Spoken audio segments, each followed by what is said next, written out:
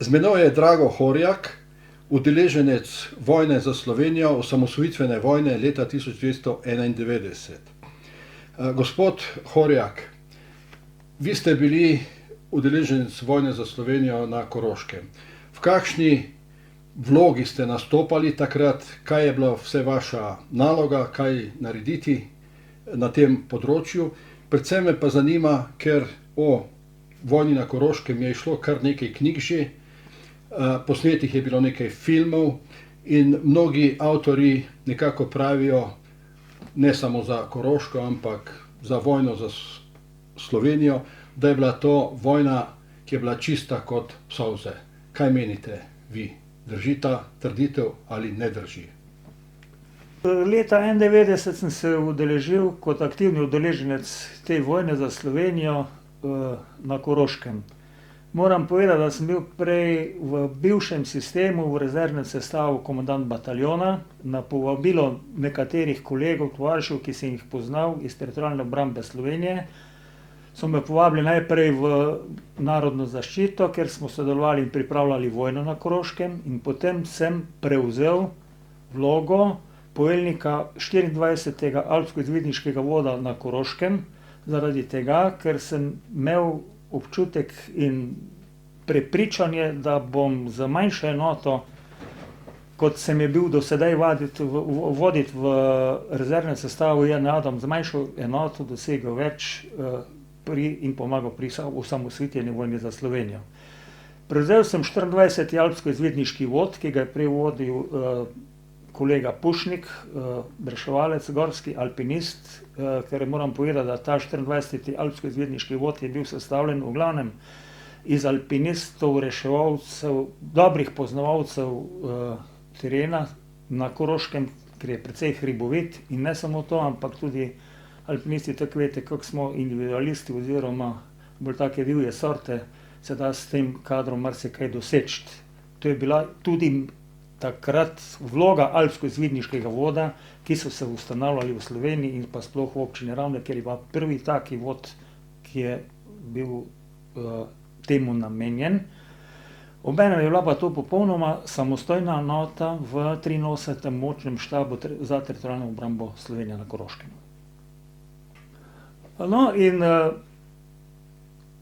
ta vod alpsko-izvidniški, katerega sem vodil na Koroškem, prej ste mi dali pod vprašanje, ali je bila ta vojna čista. Moram povedati, da pravzaprav niti ni bila čista, zaradi tega, ker poveljujoči kader v teritorialni obrambi Slovenije pravzaprav ni vedel v vseh danih situacijah, za kaj gre.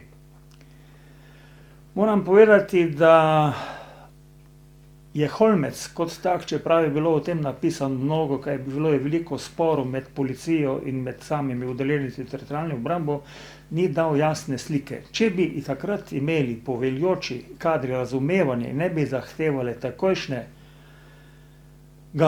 ne uničanja, ampak nevtralizacije vseh teh postojank na Koroškem, tudi Holmeca, bi se marsikaj na Koroškem spremenilo, bi bilo bolje in manj stresne, kot je bilo, sploh pa z temi boji na Holmecu. Možnost je bila dana, da bi se Holmec predal.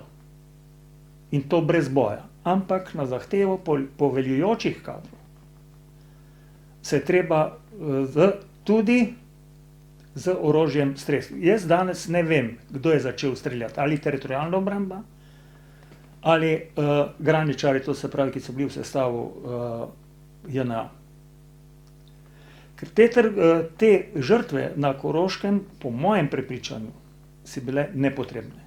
Ali po domače, če bi povedal, če bi poveljujoči kader na strani teritorialne obrambe takrat imel moč, spoštovanje, po domače povedano jajca, bi se šel pogovarjati in dogovarjati do teh spornih trenutkov na Holmecu, ki so zahtevali tudi žrtve, ne bi bilo.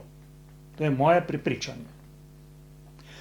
Meni se je ravno tako zgodilo, ko so zahtevali od mene, da brezpogojno zavzamem karavlo na Rehtu in pa karavlo na Terčevem. Ker so me takrat, po sedaj meni znanih podatkih, ovadili, da sodelujem z sovražnikom, so me klicali na dan, na predvečer vojne za Slovenijo na Koroškem, to se pravi na Holmecu, so me povabili na zagovor v teritorialni štab teritorialne obrambe v Slovenj Gradec. To je 60 km. In sem bil na zaslišanju do 10. ure zvečer, zakaj se družim z poveljniki karavl. Jaz sem se pa takrat že s poveljniki karavl dogovoril, da se bomo pogovorili in da bojo predali orožje in pa posadko brez uporabe nasilja. In če bi mene takrat pustili, da bi te dogovore do konca speljal v tistem času na predvečer boja za Holmec, to se pravi od 10. ure zvečer do naslednjega dne, ko so se začeli na Holmecu boji, verjetno do teh obračunov ne bi prišlo. Zaradi tega, ker sem imel povezave z močno enoto, to se pravi za komando graničarskih enot za Koroško v Dravogradu. To je zgodba za sebe, ki jo lahko enkrat nekje in nekdaj razdelimo in povemo. In ko so mene izpustili iz tega zaslišanja, obstojijo pisani dokumenti tega zaslišanja, se mi je ta stražnica na Rehtu predala. Sinanović je bil poveljnik, Popovič, ki je bil pa poveljnik Terče, na Terčevi žagi, je pa trajalo nekaj časa, da smo to žago, to karavlo osvobodili. Ampak zavzeli, ne osvobodili, zavzel je samo in ekskluzivno 24. alpsko-izvidniški vod, brez sodelovanja kakršnih koli drugih enot teritorialne obrambe. Ostale enote, ki so navedene v raznih dokumentih, v knjigah, v pričevanjih bivših borcev v narekovajih teritorialne obrambe, moram povedati, da so vprašljiva. Zaradi tega, ker sem bil sam udeležen tega, moj šofer, moj varnostnik, da tako imenujem, in pa moja enota. Vsi so vedeli, graničari, kaj se takrat dogaja z 24. alpsko-izvidniškim vodom, da je to ena izmed bolj nevarnih enot. Popolnoma samostojni smo bili, dobro oboroženi in bi dejansko takrat, če bi bilo potrebno, uporabili vsa bojna sredstva, ki so nam bila na razpolago. Mene so ponovno postavili na Terči pred zid, sploh pa Popovič, da povem v nadaljevanju oziroma oklepaju, to je sorodnik od župana občine Koper in sedaj živi v Kopru kot delodajalec najemne delovne sile v Luki Koper. No, to je zgodovina za sebe, ampak če bi mene takrat pustili, ne bi bil zajet, ob tem stojijo tudi dokumenti, bi se od dogodki pri osamosvajanju teh karavl, od Svetega Duha do karavle Sonjak, ki je nad Ravnami, odvijali hitreje in bi bila hitreje meja osvobojena v narekovajih. To se pravi, teh vojaških enot JLA ne bi bilo več na tem koncu. Dejali ste, da so vas klicali na zaslišanje v sredi te osamosvojitvene vojne, če sem prav razumel. Ja. In zanima me, zakaj so vas klicali in kdo vas je klical? Ali so vas obtožili, da se s temi nakaravljami, s temi vojaki, s temi poveljujočimi tam dogovarjate, oziroma ste se že pred samim začetkom te osamosvojitvene vojne z njimi dogovarjali? V čem je bil problem? Enostavno povedano, bili smo stacionirani na kmetiji Kocen in sta se pripeljala mimo dva poveljnika teh karavl. To je bil poveljnik karavle Reht, to je od Kocena približno par kilometrov oddaljenosti, in pa poveljnik karavle Terča. To sta bila, na Terči je bil Popovič, na Rehtu je bil pa Sinanović. In mi smo se tam pogovarjali, ker so me odprej poznali, ko sem bil že z enim vojnim prevznemalcem na njihovi komandi v Dravogradu, so vedeli približno, kdo sem, da sem bil včasih v onem sestavu še komandant bataljona in so me z drugim respektom pravzaprav jemali. In ko so videli mojo enoto, kakšna je, da smo bili izredno dobro oboroženi, dobro opremljeni, sta me povabila, oziroma me je povabil komandir karavle Sinanović na Rehta, da pridem na prijateljski obisk oziroma na kavo. In jaz sem to povabilo sprejel, smo šli na z mojim šoferjem na karavlo Reht. In karavla Reht in pa obmejna stražnica sta pa vsak sebi okoli 400 metrov čez ta. In tam na tem Rehtu sta bila jasno carinik in pa miličnica. In ko sta videla, da se jaz pogovarjam z tem komandirjem karavle, sta dala pošto oziroma obvestila svoje organe, da se nekaj z mano dogaja oziroma da sem kontaktov z takrat, če ne sovražnikom na oni strani, to se pravi za poveljniki karavle. In ta dogodek je šel gladko mimo, dokler me niso zvečer potem povabili oziroma me povabili v narekovajih na zaslišanje v Slovenj Gradec na območni štab, kaj se imam jaz oziroma pogovarjati z temi sovražnimi poveljniki. Jaz sem se pa že takrat med vrsticami pogovarjal pač v razgovoru, kaj bi bilo, če bi bilo potrebna predaja, ker smo samostojna Slovenija in tako naprej. In meni je takrat komandir karavle Reht zagotovil, da se bo predal brez boja, ampak ne teritorialni obrambi, ampak policiji slovenski takratni, zaradi tega, ker bi se rad, ker Janšev dokument, kaj se bo dogajalo z temi, če se bojo predali oziroma predvidevanje, kaj bi bilo, če bi se ti vsi predali, je bila želja, da bi se ta Silanović zaposlil v slovenski policiji. Rekel, prvi se ne bom predal, bom čakal, da se bo zgodilo, da se še kdo več odda in potem bom pač jaz tisti, ki se bom predal.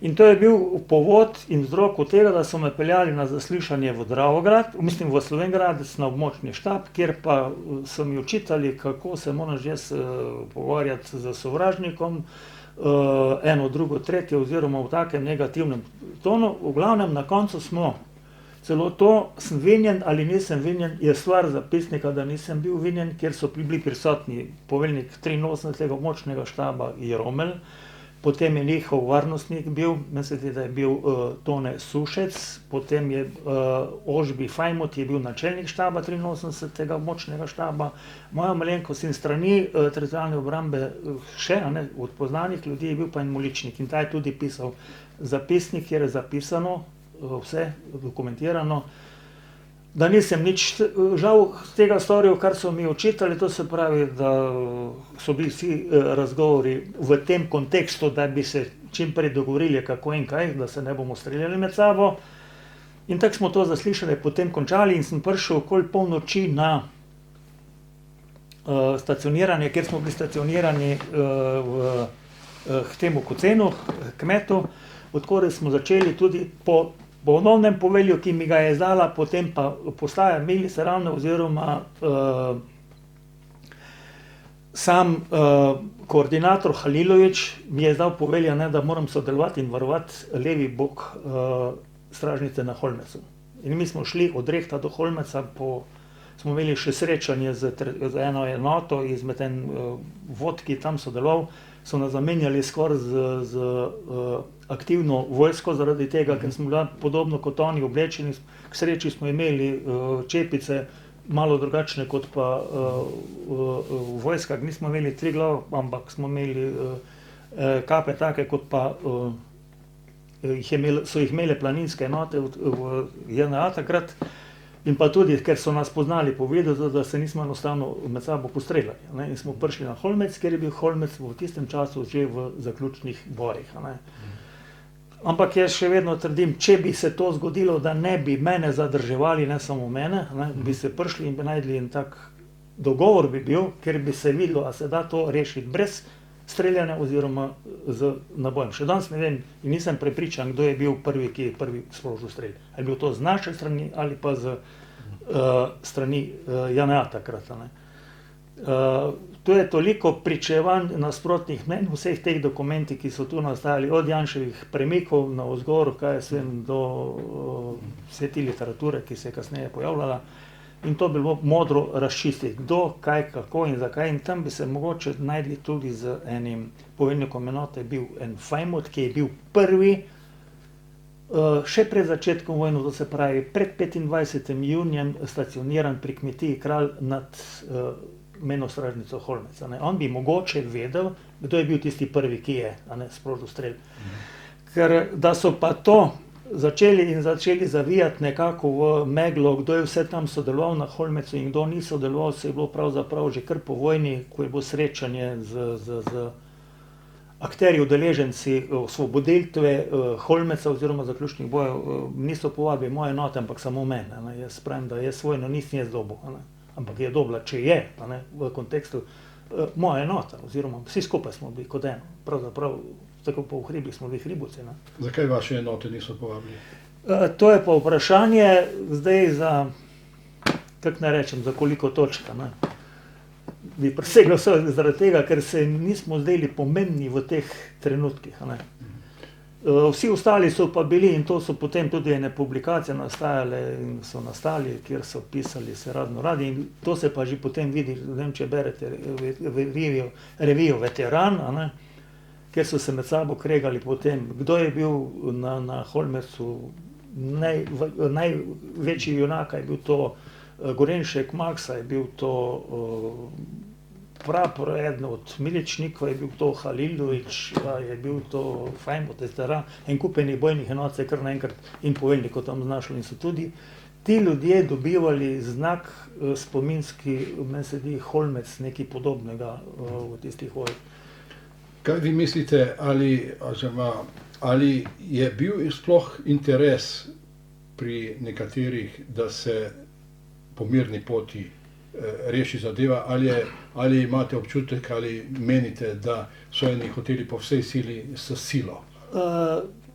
Tu bi še moral pa malo drugače začeti razmišljati, oziroma tako. Teritorialna obramba je bila sestavljena po načelu subordinacije poveljevanja. To se pravi, od zgoraj navzdol povelja so prihajala in zdaj je tak, če jaz ne vem, kaj je takrat sekretariat za ljudsko obrambo, če sem prav uporabil to, na republiškem nivoju zahtev. Verjetno so izdali povelje, neprijatelja je treba enostavno anulirati. Samo jaz mislim in sem prepričan, ker je bil mejni prehod važna stvar, zaradi tega, ker tu sta bila dva taka mejna prehoda Vič v Dravogradu, zaradi komunikacij in vseh teh prehodov, to se pravi na desni strani reke Drave, na levi strani pa Holmec. Jaz sem prepričan, da bi se te zadeve na Koroškem lahko po miroljubni poti rešile, če ne bi bilo komand streljaj, ne pa pogovarjaj se in dogovori se. Zaradi tega vse se ne da rešiti za silo. Treba je to vedeti, da na oni strani so bili vojaki stari od 18 do 22 let. Ti pojmo niso imeli. Če bi vi te vojake enkrat srečali na karavli, so bili tako prestrašeni, da je nekaj neverjetnega. Jaz sem imel se čas z njimi pogovarjati v tem času, ko so me zajeli kot talca na Terčevi žabi. Jaz sem bil kot oče.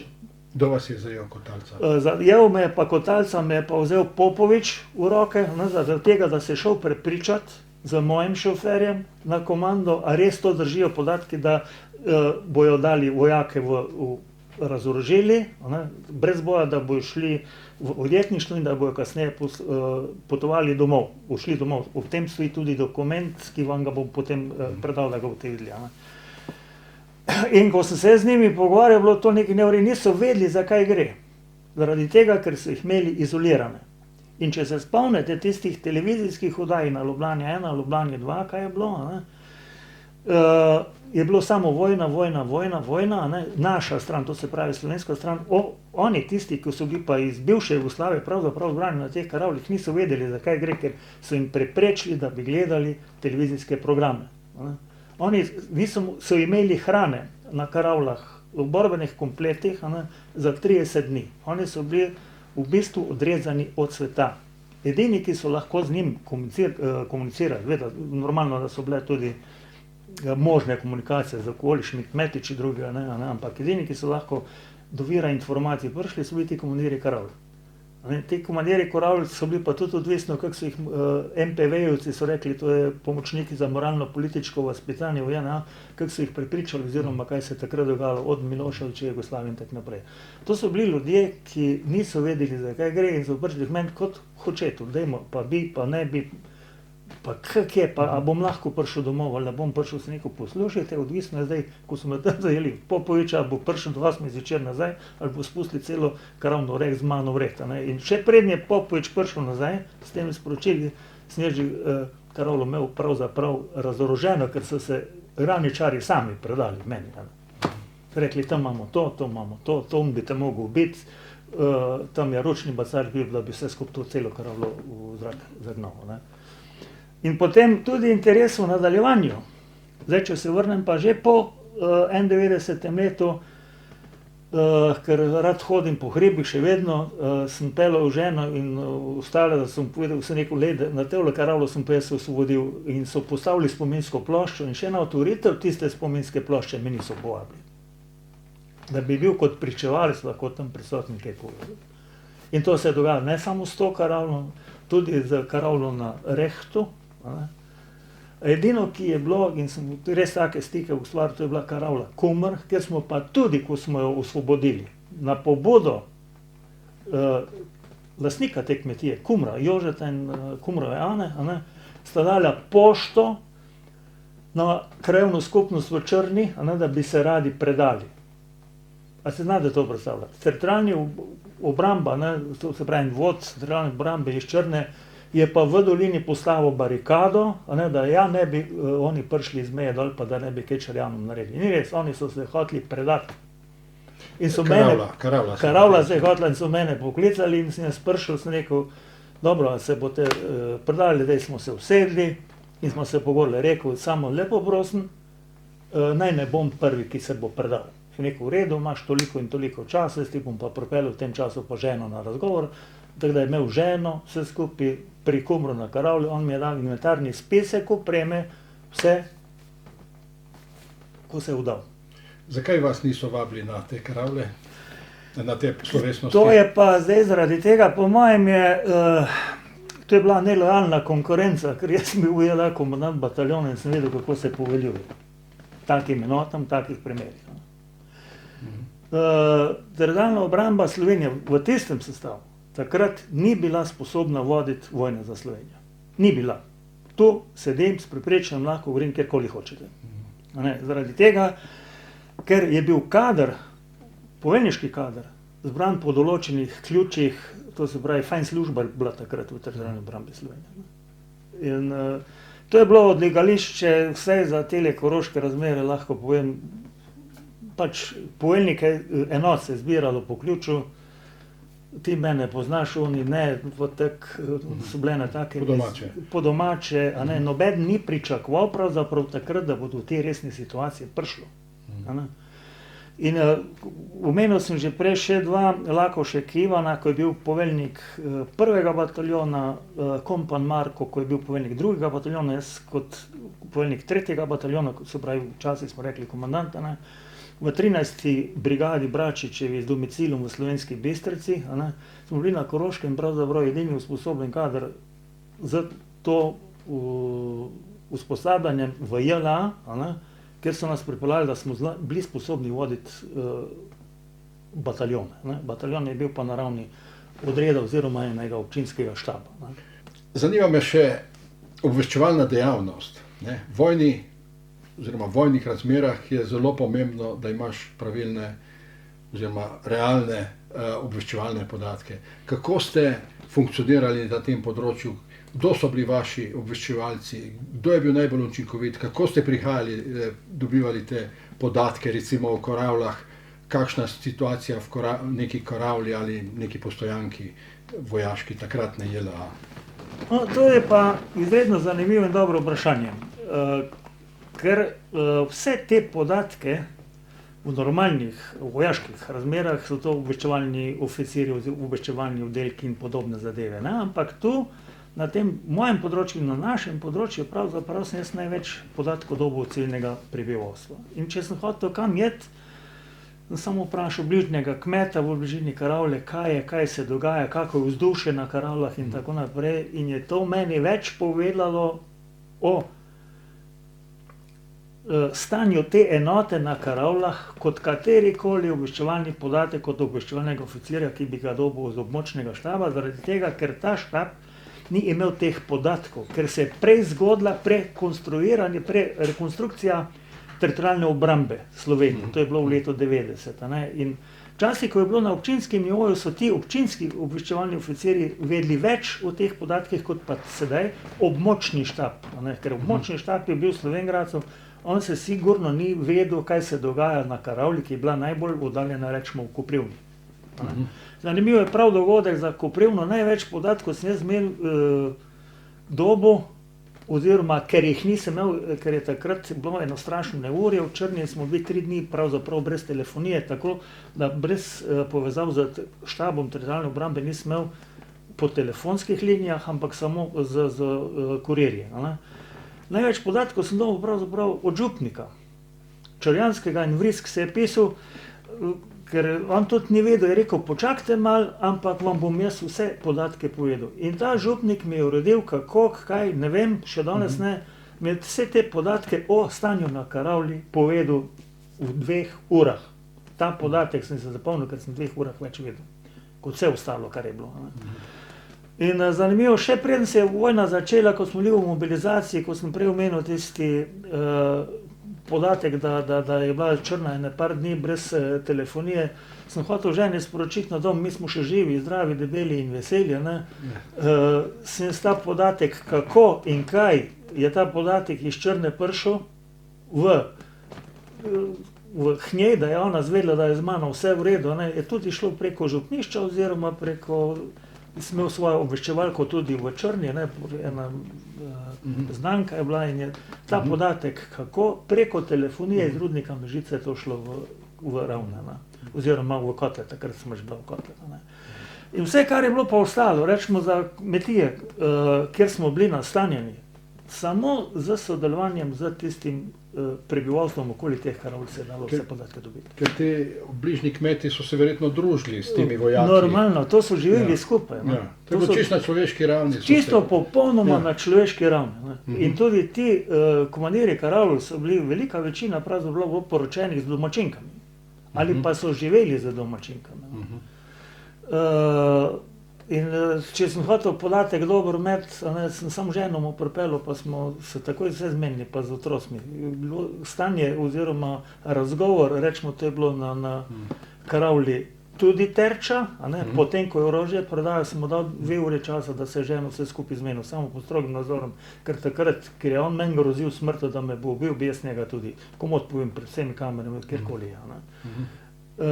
In to so bili pravzaprav, to je bilo tisto načelo tudi teritorialne obrambe, sodelovanje, to se pravi z ljudmi in to je bilo, in tu si ne sme nobeden od teh v narekovajih zveličavnih borcev za Slovenijo jemati česarkoli zaradi tega, ker sem že prej omenil, vojno smo dobili mi vsi, ne samo določeni ljudje. Župnik, verjetno se omenili enega župnika, verjetno ni neposredno komuniciral s temi vojaki, ampak je dobil podatke od... Ja, od Farano je dobil podatke. Od Farano je dobil podatke, kako, na kak način, meni še danes ni jasno. Vem pa, da mi je posodil še svoje terensko vozilo, čeprav smo svoje. Mi ga je posodil in takrat sem se speljal po dolini, to se pravi dolini Koprivne, vse proti Kumru, in sem tam srečal od TO, ki naj bi zavžel stražnico, samo ko je mu potem ostrostrelec pokazal iz te Karavle, je rekel, z tega drevesa. To je bila ena kmetija Jekl, to je druga najvišja kmetija v Sloveniji, rekel, z tega drevesa bi jaz unga komandirja voda teritorialne obrambe v križišču v Lipoldu ubil. Komot. In mi je pokazal potem tudi strel in to je bilo to. Povezanost teh ljudi z Karavlami sploh ni bila na sovražni ravni. Oni so živeli z njimi, to so bili fantje regruti, ko so bili, kaj jaz vem, 8, 10 ali pa celo 1 leto z njimi v neposrednem stiku. Ker komunikacije je bilo dovolj narediti, da ni bilo to nobenih težav. Je pa politika potem pač zaostrovala to in se je tudi komunikacija z temi vojaki potem na teh Karavlah pač omejila na to, da so jih zapirali oziroma da so jim rezali informacije, da niso vedeli, za kaj gre. In to je prav zanimivo. In če se spomnim še na Karavli Reht, so fantje prav vprašali, na karavli potem že vojaki, ko so se že predali, na kak način najprej pridejo čim prej domov. In takrat je to tista okrožnica, ki vam bom tudi dal ta dokument, ker je bilo zagotovljeno, da jih bojo pač v določenem času iz Slovenije domov spravili za določenih voj, in kar se je tudi naredilo. Razen te komandirje enot, oziroma teh komandirje karavl so imeli pa zaprte tule na poštarskem domu nad pod Uršljo goro, pod Plešivcem pravzaprav, mi rečemo Uršlja gora. In tam sem jaz iskal tudi tega Popoviča, ki me je takrat dal na nož. To ni enostavno v tistih vojnih razmerah, med nož od avtomatske puške na vratu, ne pa boš preživel, ne, ampak z komunikacijo, kar smo se prej menili, so se pa ti fantje potem pa predali, in tudi tisti, ki mi z nožem grozil. Kam so šli pol ti, ne vem. Za tega Popoviča povem, ker sem ga sledil nekaj časa, ker nisem rad kjermu kaj dolžen. Sem ga pa najdel potem, da je iz Bosne šel v Luko Koper. To sem prej omenil za podatek. Popovič, Premko, in jih lahko enačite. Sorodstvo. Ne rečem, da sta brata, nista. In to so te zadeve, in se pravim, ljudje so pa tu pisali potem vseh teh, ja, smo naredili, to smo naredili. Brez teh ljudi na teh območjih tega ne bi mogli narediti, kar se je naredilo. No, če bi pol nekako zaključili s to osamosvojitveno vojno, zdi se, da bi eni bili radi zdaj veliki heroji, ne? Da je bilo to, da, kot sem že rekel uvodoma, ne, da je bila ta vojna čista kot solza, kot mnogi pišejo, ne?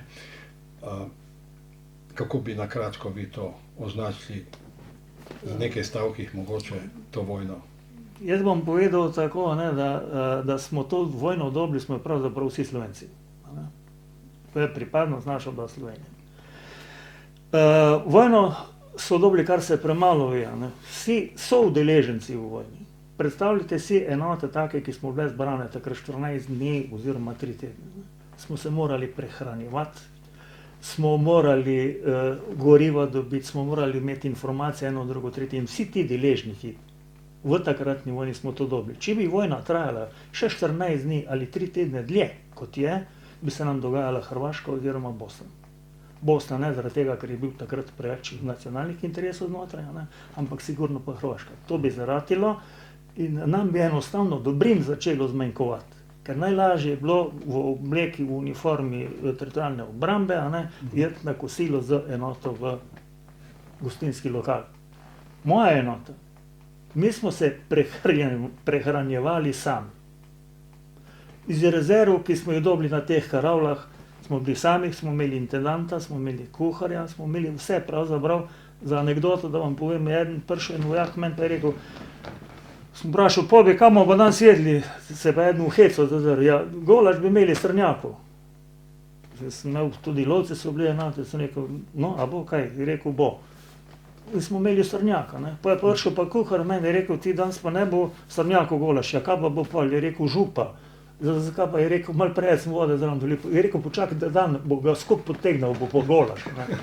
To se pravi, ko smo prišli pa mi iz teh enot potem v dolino, ker Koprivna pa Terčelj, kjer smo bili stacionirani, precej daleč, tule na eno novo lokacijo, ko so nas prestavili v dolino, ki nismo bili takrat navajeni, ker smo bili še preveč divji, na eno kmetijo so nas pa povali, da smo potem hodili na prehranjevanje pa v gostinski lokal, mi smo mislili, da smo prišli v raj. Ampak tako je bilo to. In nobeden si ni takrat predstavljal, kaj to pomeni za te enote, kaj to pomeni tak sistem vzdrževati. To je logistika, logistika pa sestavni del vsake vojne in to je 70-80% vojne, sigurno. Sem Nada Horjak, žena, seveda ženske gledamo na te grozne dogodke s svojimi očmi in tudi doživljamo jih čisto drugače kot moški. In se mi zdi, da se v vseh teh pogovorih in silnih debatah ta čisto človeški vidik pozablja. takrat, ko se je vse skupaj začelo pripravljati, to je bilo že 89. leta, ko so začeli dobesedno krasti orožje iz skladišč in ga premeščati po Sloveniji in sem in tja. Jaz v bistvu sploh nisem vedela, za kaj gre. To je bilo zavito v tako skrivnost in brez zaupanja. Če bi bila jaz recimo ljubosumna žena, bi se sigurno ločila.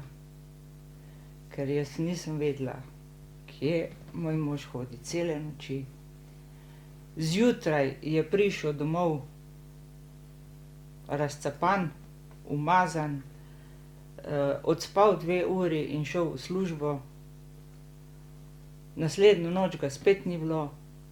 Ko sem pa prvič našla na pultu v kuhinji pištolo, zraven pištole pa naboje, takrat sem pa vedela, da se dogaja nekaj hudega. In glejte,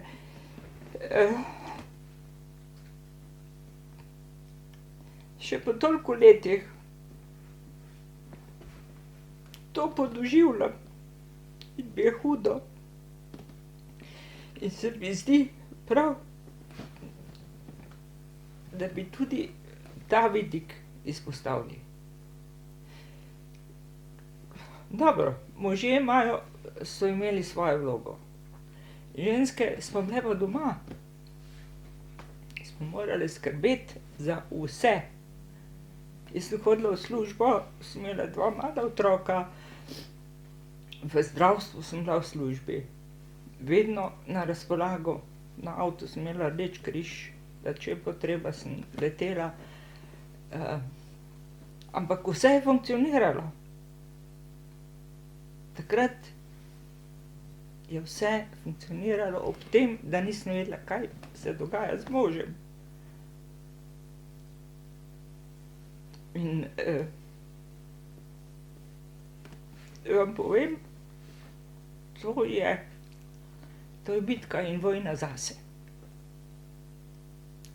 Očitno še vedno traja. Ta prikriti stres je še vedno prisoten. In je prav, da se vzporedno s temi konkretnimi podatki, konkretnimi zgodbami pove tudi ta prikrita zgodba, ki smo jo doživljale žene in tudi otroci. Toliko. A mogoče samo jaz še dodam nekaj zraven, tudi eno anekdoto. Ko smo imeli orožje skrito na poštarskem domu pod Plešivcem, to je ena planinska postojanka, kjer so imeli v prostorih, nad kletnimi prostori, kjer smo mi skrivali orožje, je bila sindikalna veselica policije. Ker je bil pa takrat oskrbnik te koče, tudi oficir v rezervnem sestavu JNA, je rekel, fantje, ne ga srat, ko ne vemo, kaj je bilo, ker takrat nismo vedeli, kdo je kdo, ali je policija na naši strani, milica takrat, ali bo za nami v vojni za leto 91. In če vam povem to zgodbo, da nas je bilo tako strah, da si misliti ne morete. Ker tisti, ki trdi, da ga v vojni sploh ni bilo strah, nima pravzaprav čiste vesti. In potem po vojni, ko smo se srečevali z temi policiji, jaz sem še vedno z njimi v dobrih odnosih, se teh dogodkov spominjam oči drugače. Rekel, nekateri od teh miličnikov, danes so že inšpektor oziroma v penzionu, je rekel, fantje, mi bi se takrat bilo odvisno od komande, med sebo lahko začeli streljati. Tule spodaj za tole hišo, ker so me tudi zasledovali, policisti, se enemu policistu dal pištolo za vrat, pa sem rekel, tak zdaj pa pojdi svojemu šefu, to je bilo pred vojno, še v narodni zaščiti, sem rekel, pojdi pa svojemu šefu povej, da jaz sem na naši strani, ne na strani JNA.